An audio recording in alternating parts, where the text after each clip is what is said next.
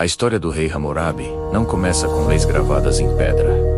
Começa com medo, instabilidade e ambição. Começa em um mundo onde a força decidia tudo e onde a justiça não era um direito, mas um privilégio imposto pelo mais poderoso. Há cerca de 4.000 anos, na região que conhecemos como Mesopotâmia, a terra entre os rios Tigre e Eufrates, cidades inteiras viviam sob a ameaça constante da guerra, da traição e da vingança sem limites. Foi nesse cenário caótico que surgiu um homem capaz de transformar a violência em ordem e o poder em regras. Imagine só, a Mesopotâmia do início do segundo milênio antes de Cristo não era um império unificado, mas um verdadeiro mosaico de cidades-estado rivais, como Larsa, Esnuna, Mari, Izin e Assur.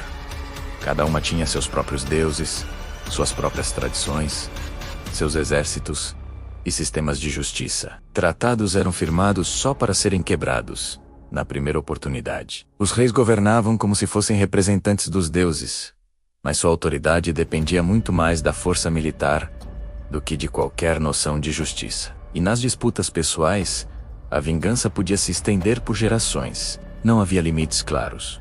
Não havia regras universais. Era um verdadeiro caos. No meio desse mundo fragmentado, existia a Babilônia, uma cidade relativamente pequena e pouco temida. Não era a mais rica, nem a mais poderosa. Era só mais uma, entre tantas. Foi ali que Hammurabi nasceu, por volta de 1810 a.C.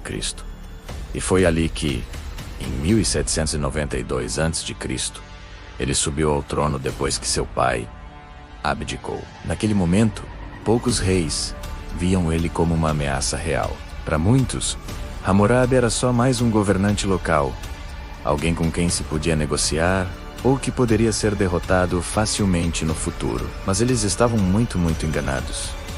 Hammurabi não era impulsivo. Ele não começou seu reinado com grandes batalhas, nem saiu por aí proclamando conquistas. Pelo contrário, ele passou anos observava os movimentos dos seus vizinhos, suas alianças frágeis, suas guerras mal calculadas. Enquanto outros reis se lançavam em conflitos diretos, Hammurabi jogava um jogo mais lento e muito mais perigoso: o jogo do tempo. Ele era um estrategista nato. Ele firmava alianças temporárias com reinos mais fortes, ajudava eles a derrotar inimigos em comum, e enquanto isso ia fortalecendo a Babilônia por dentro. Ele investia em irrigação, agricultura, comércio e administração. Quando seus aliados se enfraqueciam depois das guerras, Hammurabi simplesmente rompia os acordos e atacava no momento exato. Na bis, o dele, isso não era traição,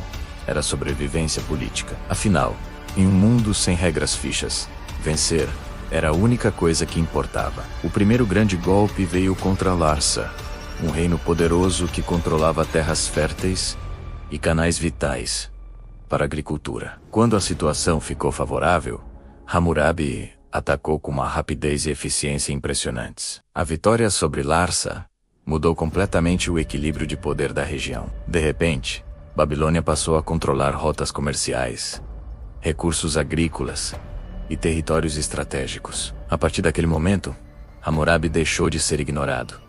Ele entrou no mapa de vez. Depois de Larsa, vieram outras conquistas. Esnuna caiu. Mari, que tinha sido uma antiga aliada, foi derrotada. As regiões ao longo do rio Eufrates passaram para o domínio babilônico.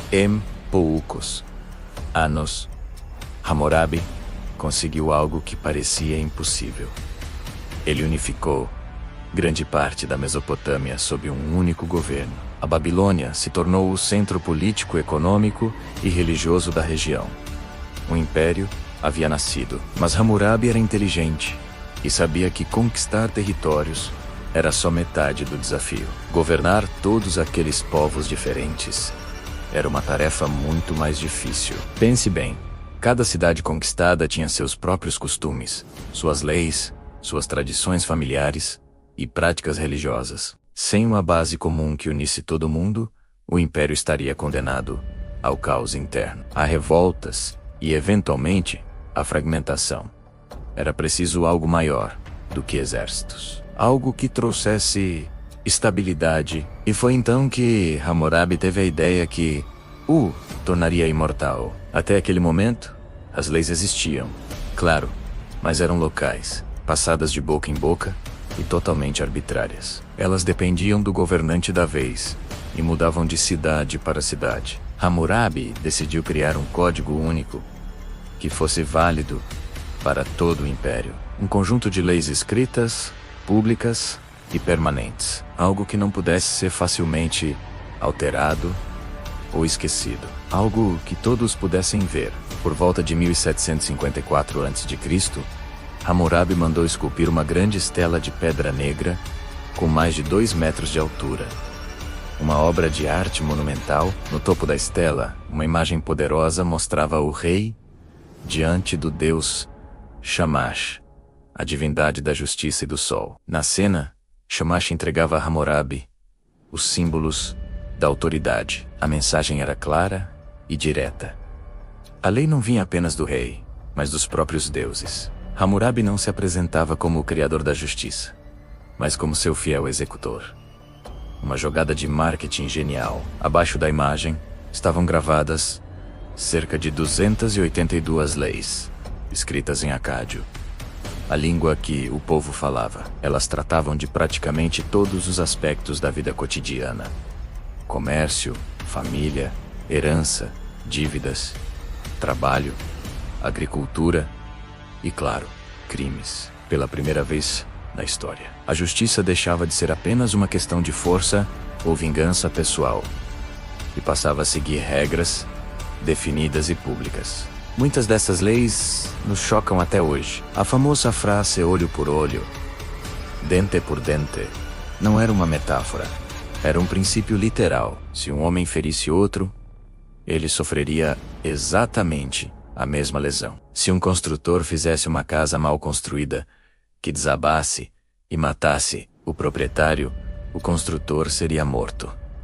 Se um filho agredisse o próprio pai, teria a mão cortada. As punições eram duras, violentas e implacáveis. Mas por trás dessa brutalidade, havia algo profundamente revolucionário. Antes do código, uma agressão podia gerar uma vingança desproporcional e uma guerra de famílias que durava gerações. Com as leis de Hammurabi, a punição tinha limites claros. Brutais, sim, mas previsíveis.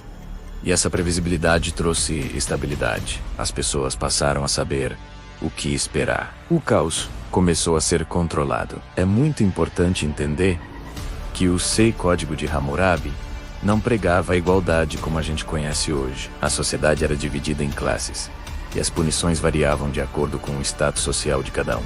Um homem livre de alta posição não recebia a mesma pena que um homem comum ou um escravizado. A lei não nasceu para ser justa no sentido moderno da palavra, mas para manter a ordem e proteger a estrutura do império que ele construiu. No prólogo do código, Hammurabi se descreve como o rei que foi escolhido para impedir que o forte oprimisse o fraco. Essa imagem não era fruto de humildade, mas de uma propaganda extremamente eficaz. Ao se apresentar como o protetor da justiça, Hammurabi legitimava seu poder e fortalecia sua autoridade moral sobre os povos que ele tinha conquistado. Ele compreendeu que governar não era só dominar territórios, mas controlar narrativas. Religião, política e lei se tornaram inseparáveis. Hammurabi permitiu que os povos mantivessem seus deuses locais, mas colocou a Babilônia e o deus Marduk no centro de todo o sistema religioso. Dessa forma, o império não era apenas uma união militar,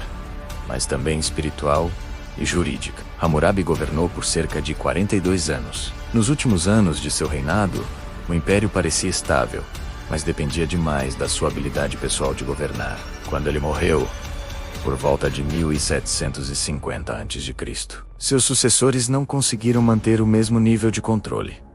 Gradualmente, a Babilônia perdeu territórios e influência. O império se enfraqueceu, mas algo permaneceu. A estela do Código de Hammurabi sobreviveu aos séculos. Ela foi levada como troféu de guerra por invasores. Foi enterrada, esquecida e redescoberta apenas em 1901, no que hoje é o Irã. Atualmente, ela está preservada no Museu do Louvre, em Paris, como um dos artefatos mais importantes da história humana. Se você estiver planejando uma visita ao Louvre, a peça está localizada na ala Richelieu, na sala 227. Vale muito a pena conferir. O verdadeiro legado de Hammurabi não está em suas guerras ou em suas conquistas territoriais.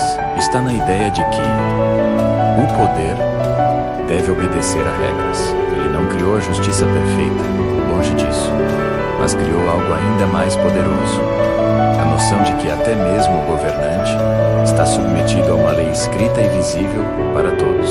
4.000 anos depois, nós ainda debatemos as mesmas questões que Hammurabi levantou, sem saber o que é justiça, para quem ela serve e quem deve escrever as regras em um mundo que ainda luta para equilibrar poder e direito. A Pedra de Hammurabi continua falando, silenciosa, dura e simplesmente impossível de ignorar. Obrigado por assistir até aqui. Se você gostou de viajar no tempo com a gente, não se esqueça de deixar o seu like, se inscrever no canal e ativar o sininho para não perder os próximos vídeos. Até a próxima!